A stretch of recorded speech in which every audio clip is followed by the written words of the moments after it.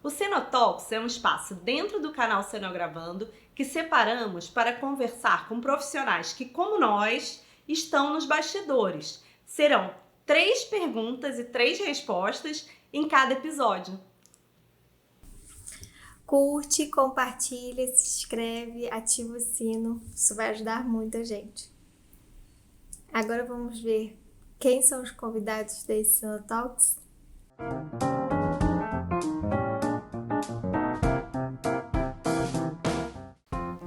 Como os softwares de iluminação auxiliam na criação e no projeto de iluminação? Antes de nós falarmos sobre 3D, vamos falar lá do antigamente sobre o 1D. Nós tínhamos uma planta de luz desenhada em um papel, que nós chamamos de mapa de luz.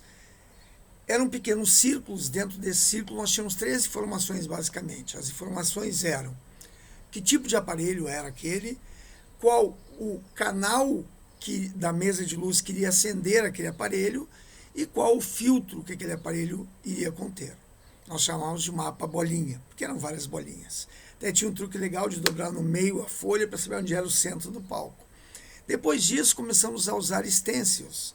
Esses stencils, tanto da engenharia elétrica quanto da arquitetura. Mais tarde, é que nós pudemos utilizar aparelhos realmente de iluminação cênica.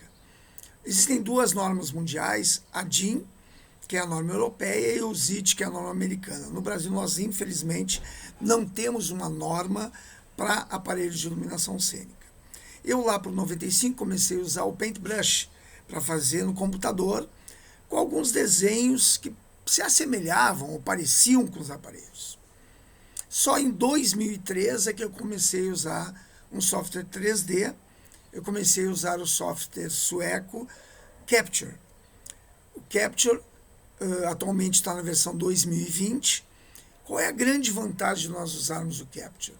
Primeira vantagem é que nós conseguimos pré-visualizar tanto a montagem de cenografia, quanto a montagem dos trusses, quanto a montagem da iluminação, dentro de um espaço. Se as medidas estiverem corretas, será ótimo, porque nós podemos perceber alguns equívocos que nós só perceberíamos em loco. O as-built seria muito maior, ou seja, essa é a vantagem inicial. Além disso, o software 3D fornece plantas de iluminação e cortes já prontos. E qual é a importância desses cortes? Existem muitas vezes em que nós temos aparelhos sobrepostos e esses aparelhos são difíceis numa planta baixa de eu especificar aonde eles estariam. Eu precisaria de um corte para especificar essas alturas. Isso é muito importante quando usamos um 3D. Não só a visualização disso, os efeitos que eu tenho com esses aparelhos, mas também de eu poder planificar isso. Eu também tenho lista de equipamento, ou seja, eu gero uma lista de todos os equipamentos que eu estou usando, todos os aparelhos, todos os praticáveis que eu estou usando, os trusses, enfim. O 3D auxilia muito nesse sentido. Auxilia na parte artística, que é a parte que o diretor, ou o artista, ou o nosso contratante, o cliente, enfim, vai visualizar, e na parte dos técnicos, que por sua vez irão ter, de uma forma muito mais exata, a sua montagem pré-pronta. Eu sou fã total do 3D.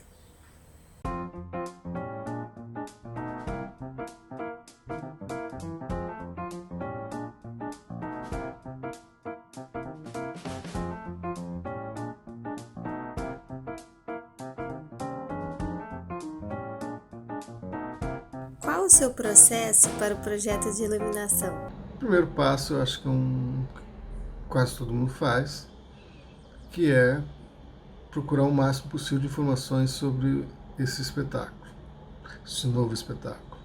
Se alimentar com o máximo possível de informações, lendo texto, estudando partitura, estudando sobre o tema do espetáculo, conversando com o diretor, ou diretora, conversando com os companheiros de criação, cenógrafo ou cenógrafa, figurinista, equipe de som, ou seja, obter o máximo de informações sobre o tema e o que as pessoas estão pensando sobre esse tema.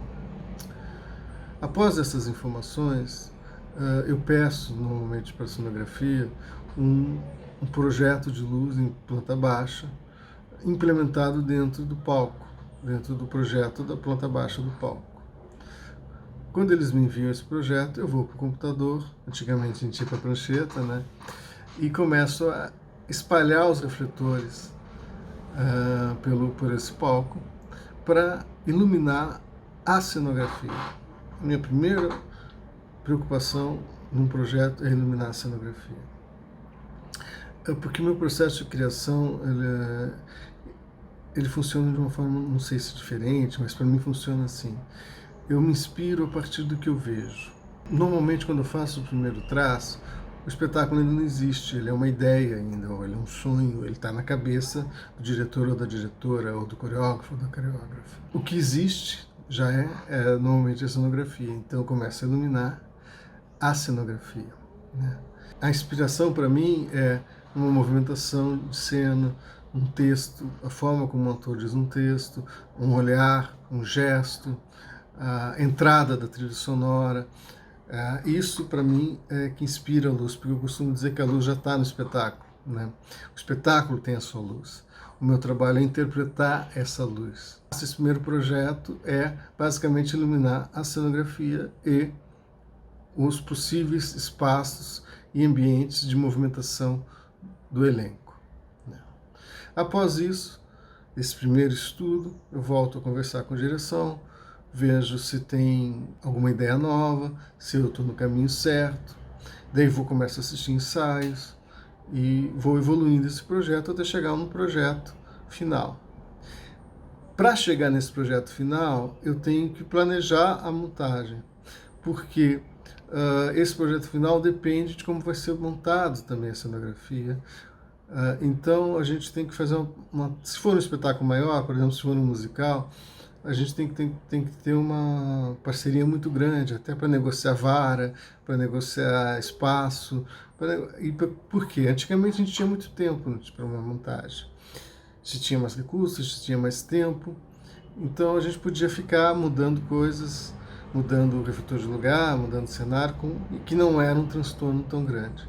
Hoje a gente não tem esse tempo, então hoje a gente tem que planejar muito para minimizar os erros, né? Para a gente ter algum tempo livre para alguma criação de última hora, para uma necessidade de última hora, para uma cena que o diretor criou de última hora que não tem nenhum refletor para iluminar aquela cena, para uma possível mudança de um objeto de cena ou do cenário porque o diretor precisa.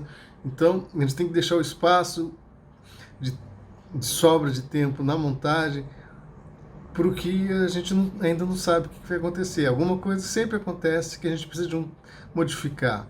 Então a gente não pode errar se a gente planejar, a gente já consegue acertar. Então depois dessa conversa, desse estudo junto com a equipe de cenografia, a gente chega num projeto final de luz. E daí vai executar esse projeto de luz, vai montar. Essa montagem, eu como venho da técnica, né, fui técnico há muito tempo, coordenador de montagem há muito tempo, assistente de iluminador do Jorginho de Carvalho há muito tempo, eu consigo planejar bem e saber quanto tempo demora uma montagem, né? Depois que a gente fez a montagem, a gente vai afinar a luz, a afinação é fundamental para um projeto de luz, né? E depois vai para o roteiro e gravação. Antes de chegar na gravação, eu já assisti ensaios, já fiz as minhas anotações de possíveis cenas e de possíveis luzes para cenas, né? Para não chegar na gravação sem ter nada. Porque se você chegar sem ter nada é complicado, porque você vai demorar muito mais tempo para gravar. Na realidade, quando chega na hora da gravação, tudo aquilo que eu pensei separadamente, esse aqui refletor é para iluminar o ciclorama, ou esse refletor é para iluminar um objeto, esse refletor é para iluminar uma casa, isso tudo vai misturar. Isso tudo vai ser compondo a cena, né? Compondo o ambiente da cena, a luz da cena. E a partir do que o ator, do que é a movimentação que eu vejo no palco, às vezes um refletor que eu pensei para iluminar só uma casa, ele se transforma para uma outra coisa, ou ele acende só para compor, porque tem a ver com o que está sendo encenado, né? Então, daí a gente vai misturando tudo para chegar num resultado final. Tem um diretor que me pede que eu mostre alguma coisa em 3D do projeto, que é o João Falcão. O João, ele normalmente não tem grandes cenários dos espetáculos dele. Os espetáculos são normalmente com cenário menor, palco mais livre, caixa preta, mas ele tem alguma ideia, geralmente de luz ou de um objeto, alguma coisa. Daí ele pede e me diz: César, eu acho que vai ser assim. E daí normalmente eu faço um 3D com ele, como é que poderia ficar a luz a partir do que ele falou. E daí ele vê e aprova e eu começo a desenvolver a partir daí. O 3D hoje facilita muito o nosso trabalho, mas eu uso mais ele só mais para estudar mesmo, porque para o 3D de luz funciona mais para show. Para show ele funciona muito bem. Para teatro não, porque o teatro tem muita movimentação de cena, muito sai do lugar, os atores, movimentação dos atores. Para o show é mais fácil, porque normalmente é uma banda parada, né, com um cenário no fundo, e daí você trabalha em cima disso. Mas para teatro, eu não costumo usar o 3D na programação, não.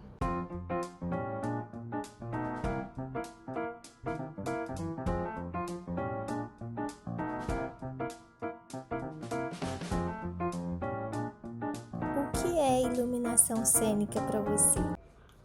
Iluminação cênica.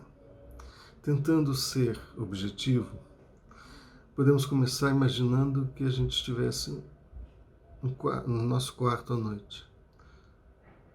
Com a janela fechada, a gente resolve apagar a luz. O que acontece? A gente fica no escuro. Esse escuro em teatro a gente chama de blackout, ou BO. Para fazer luz, a gente começa do escuro. A gente começa do blackout. Porque a partir do blackout, a gente decide o que vai ser iluminado, o que vai aparecer primeiro. É um objeto? É um fundo? É o ator? A forma como isso vai aparecer, em que momento que isso vai aparecer, isso faz parte do processo de criação da iluminação cênica. Basicamente, para mim, iluminação cênica tem como sua principal função ajudar a contar a história.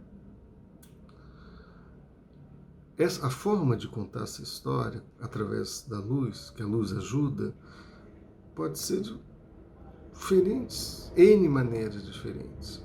Pois existem espetáculos em que você precisa de uma maior interação da luz com o espetáculo e outros menos. Por exemplo, se formos uma comédia, não todas as comédias, em algumas comédias, basta uma luz geral, um contraluz, e os atores fazendo a sua parte. Não precisa de mais nada. Em outros momentos, a luz pode ser um personagem. Eu já fiz um espetáculo em que tinha um ator em cena e 5 moving lights. E existia toda uma interação desse ator com os moving lights. Então a luz era quase como um personagem para o espectador. Existem outros espetáculos em que a luz, você precisa fazer grandes efeitos e grandes movimentos de luz para dar agilidade para a cena. Em outros não. Mas todos, fundamental, o princípio básico da luz, para mim, é ajudar a contar a história. Se tiver perguntas ou sugestões, escreva nos comentários aqui embaixo.